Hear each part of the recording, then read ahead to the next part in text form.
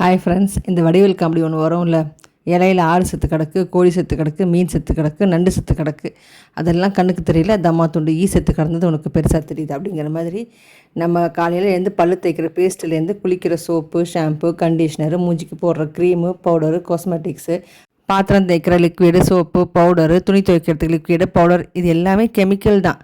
நம்ம சாப்பிட்ற காய்கறி, பழம் இது எல்லாமே கெமிக்கலுக்கு மாறி ரொம்ப வருஷம் ஆச்சு.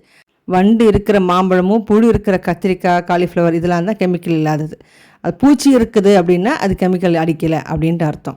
இதில் இந்த குட்டியோண்டு பாடுன்னு ஒன்று போட்டேன் இல்லையா, அதில் நிறைய பேர் நல்லாயிருக்கு, யூஸ்ஃபுல்லாக இருக்குன்னு சொல்லியிருந்தீங்க.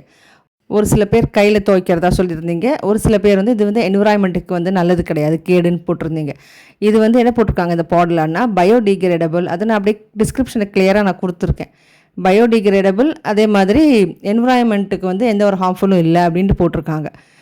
இது என்னென்னா யாரையும் நான் வாங்க சொல்லலை, சப்போஸ் யாருக்காவது தேவைப்படுது அப்படின்ட்டு வாங்கிக்கோங்க அப்படின்ட்டு தான் நான் சொன்னேன். இது மாதிரி ஒன்று இருக்குது மார்க்கெட்டில் அப்படின்னு.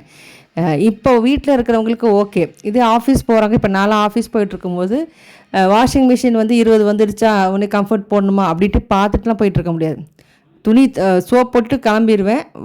ஈவினிங் கம்ஃபர்ட் போட்டு ஒரு தடவை வாஷ் பண்ணி அப்புறம் துணியை உணர்த்துவோம். அந்த மாதிரி இருக்கும்.